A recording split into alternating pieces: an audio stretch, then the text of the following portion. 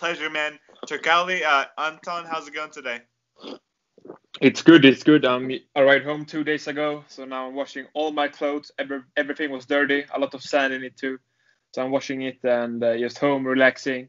I slept like 14 hours today, so I'm feeling stronger than ever. And first off, I just want to congratulate you on the record-breaking knockout at Brave Thank you. last weekend. Like, how's everything feeling after that fight? I know it's 13 seconds, but how's everything feeling a couple days after the fight? It depends how big the bonus is gonna be from Brave, but yeah, it doesn't feel anything special. It's I can say it's a step in the right direction. So I'm waiting now for Brave to contact me, and so we're gonna talk about the future.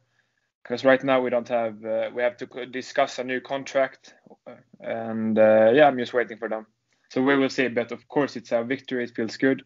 But I'm not doing a too big thing of it and celebrate it, because I'm only 7-0. So I'm gonna do my career for 15 more years. So after that, I'm gonna celebrate. For sure. And talking about like your celebration right after the fight, you ran out of the cage, you opened the door, and you ran to the fort in Bahrain. What was like that? What was going through your head when you were running? Like, why did you run outside the cage? I knew I didn't knew at the time that was the fastest KO, but afterwards I was like, yeah, I'm gonna do the fastest exit too. So I beat two record in one fight. So now I'm saying yes, it was for the record, but it felt right for the moment. So I just ran. Yeah, for sure. I mean, you went in there, then you cashed your check, and then you went out. So that was definitely a cool celebration afterwards. And then, I noticed on Instagram your opponent that you knocked down 13 seconds, Konstantin, he was saying that it was a lucky punch and that he wants to do a rematch. Do you think it's kind of funny for him to talk trash after losing by knockout? Yeah, of course, of course. He was very he didn't have any what to say in English. He was not a man. He was a girl in a man's body. He couldn't look me in the eyes. He didn't want to talk to me because we was alone in the lobby 3 days before the fight, and I was alone there, and then I saw him come alone too. And then I was like, "Hi, Konstantin, how are you, man?" He didn't talk to me or looked at me. I was like, "That's strange." I walked to him. We was alone, and he was like, quarantine, corona. I was like, okay, shit, take this, man. And then just said thanks for taking the fight on a short notice, because it was like 5 days before the fight. They told us that we're gonna have a fight, so I just said thanks to him, and he didn't want to talk to me. I was like, that's fucking weird. And afterwards, I heard rumors from Brave that he think I was feminine. He didn't want to talk to me. So and a lot of Kazakh people have been writing to me like I'm feminine and blah blah blah. So it was really it hurt a lot for them to lose to me. But first of all, I don't know if I'm gonna give him a rematch. If Brave wants me to rematch him, I can do it. It's a fight. It's money. But yeah, we will see what the future will tell. And we definitely got to talk about your nickname, the Pleasure Man. Like when I first heard that, the commentator said that, like I was just like laughing because like that's such a good nickname to have. I feel like fighters they need to market themselves. They need to get noticed, and I think you do a good job at that. So where'd you get the Pleasure Man nickname from? First of all, my coach has been coaching now for 20 years, and he said it took him like 15 years to realize that MMA is showbiz. So a lot of fighters don't get that. If you look at the Brave event, it was a lot of good fights, but a lot of them boring too to watch. They walk there, they're gonna be so tough. They have this tough song or anything, and then they don't do a shit. And they just, now the Russians they grapples a lot and go for takedowns, but that's boring. No one wants to see that. So my game plan is to entertain and just be myself, to have fun. I think that's the most important thing. Actually, I don't know how I got the nickname. I was listening to a song or something with Pleasure. I was like, the Pleasure Man. Because in Swedish it's fun too, like the Pleasure Man. So it just became that. And this is my 7th fight. Every time I walk to the cage, I have a different nickname. So maybe next time I'm gonna have a new one. I don't know. We will see.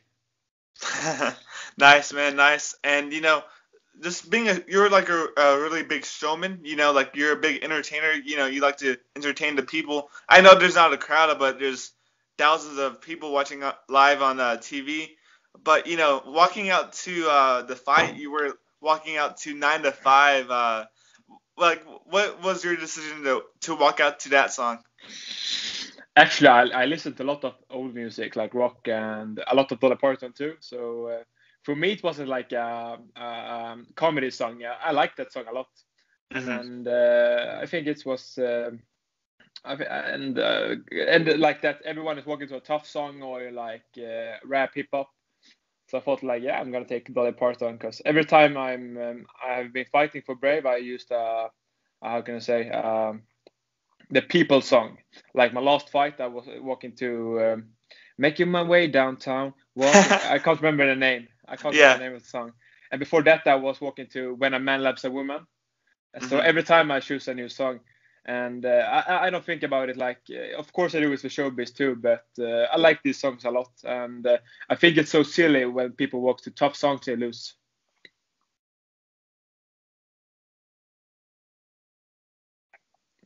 Are you still there? Yeah, yeah. I got someone called me Oh, gotcha. on the phone on the phone. Hmm. And then with the walkout song, you're always an entertainer. But with this is like your star power. It's definitely getting there. You said that you're like the next generation of Swedish MMA. When you grappled Alexander Gustafson, he was Mm, the big star of Sweden at that time. mm. So do you think he kind of like passed on the torch from the old face of Swedish MMA to the new face? Yeah, that was the fight was also for a little bit because Alexander was the in Sweden at least or in Scandinavia, he was the first to walk that road. Like I'm gonna follow his footstep, and I hope I can get longer than him and take a belt also, of course. But in Sweden, I'm like the new Alexander Gustafsson when the media talks about me, and I think that's super fun, Hmm. because Alexander was the reason I started to train MMA. When I was 15 years old, I saw him on TV. I was like, what the fuck is that? I didn't know what MMA was. So I thought it was like fake wrestling at first. So I Googled, and I went straight to the closest gym, and that's how it started. So, and now me and Alex, we are actually good friends now. We train a lot. We live in different cities, so I go to his gym often and train. And yeah, so he's like a I would say father, but not a father. He's like a big brother. Hmm. And then I think when you got into MMA, your parents didn't like it at first.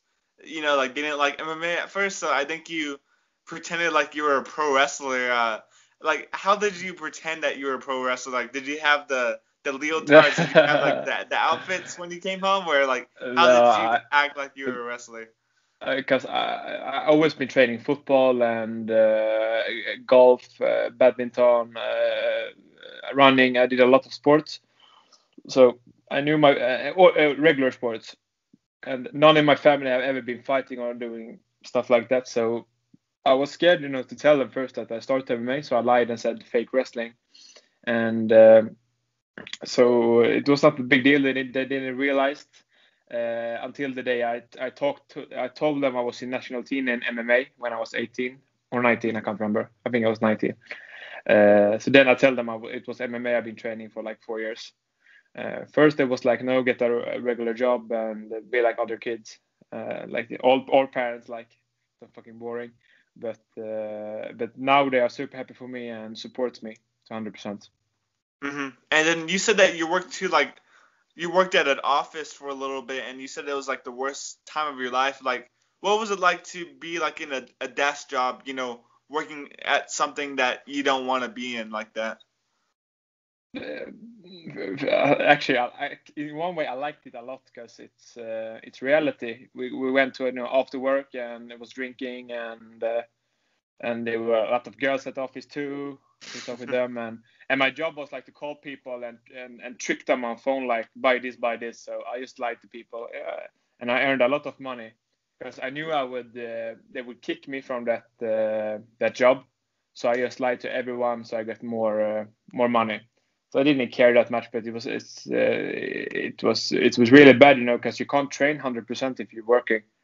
You can train hard, but not 100%. So, and I knew I wanted to become not only a professional MMA fighter, but make a legacy, sort of.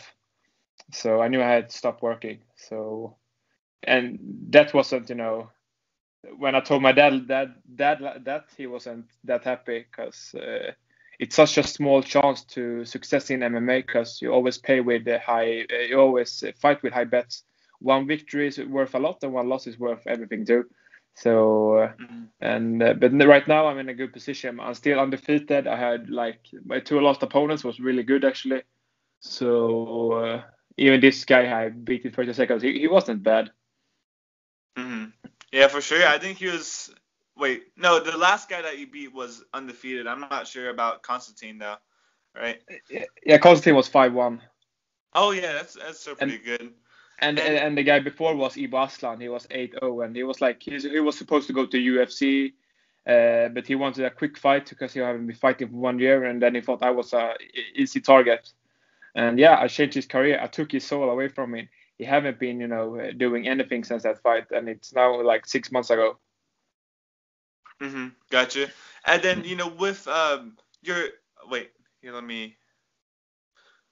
Oh, sorry, I had a call too. With your amateur career, you fought so many times consistently. You would have 2 or 3 fights, in a week, 2 fights in 2 days, 3 fights in 3 nights. What was it like to enter a tournament and just fight so consistently, back to back like that? That was actually harder than pro, because you never knew who your opponent's supposed to be, and you have to cut weight every day. So every day I did 4 fights in 4 days. I cut weight every day, and I didn't know who I was supposed to fight. And in amateur, some of the amateurs is really good, they could be pro. So you never knew. So it's much harder.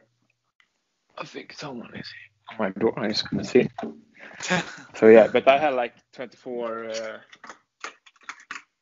I have 24-3 in record amateur. So that helps me a lot, Then I traveled around the world, and it was kind of a pro, and we was with the national team, so it's super fun. And I think it's really important, if you can be in a national team or do amateur fight, do that as much as you can, because even if I didn't lose, I lose 3 amateur fights. I was 24-3.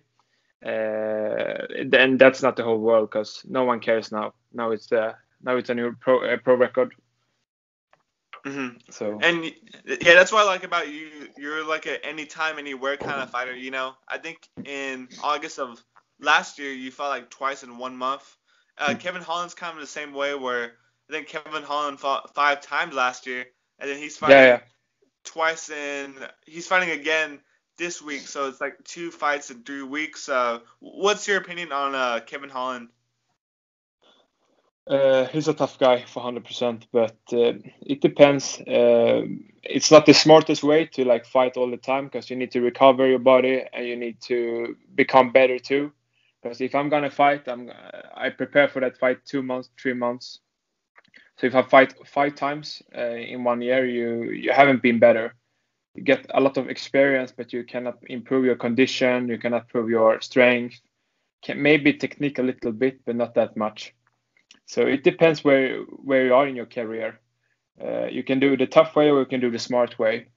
I told my coaches I want to do a little bit of both, because of course I can fight anyone, but my coach can sometimes say, no, this is not a good fight for you right now because you have been injured or something. So it depends. But Tom Holland is he's a tough guy. He just do it, and but he lost his last fight. But before that, I think he had 5 wins or something like that.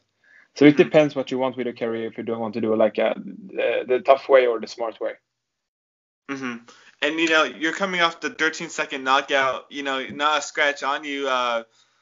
When are you looking to come back? Are you looking to get back in there maybe as soon as Braves back up, or do you want to take a little bit to relax and just enjoy life?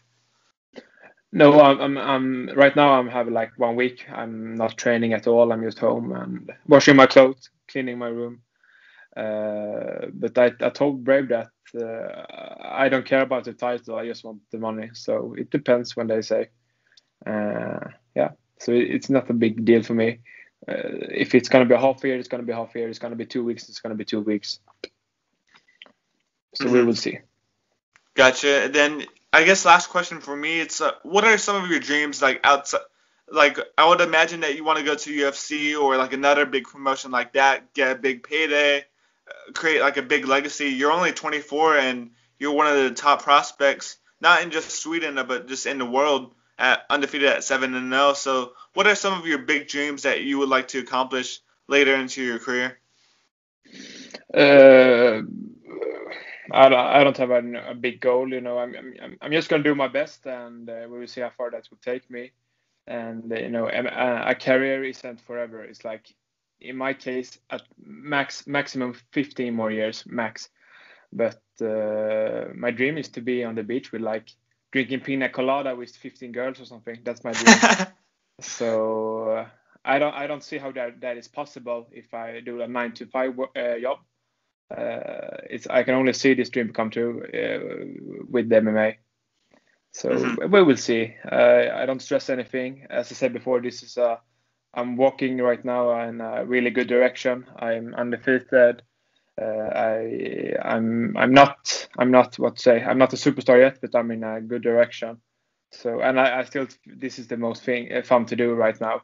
I'm just eating, sleeping, and training. Sometimes go on a date, but not that much. So it's really fun, and it's fun too to go around the world and fight. Hey, yeah, being surrounded by girls and drinking pina coladas is a good dream to have. So, props to you on that. Yeah. Awesome. Well, I think that's all the questions I had. I just want to thank you again for the time. Is there anything that you want to say to the people out there? Like, you want to give a shout out to your social media and stuff like that? I can't think about anything right now. Something to say. Fuck. I should prepare something funny to say rather than tell anything. Yeah, I have something now. Maybe to all the young boys out there, she's not yours. It's only your turn. Thanks, Anton. The pleasure, man. I appreciate it. Thank you too. Thanks for your time, and see you. Take care, man.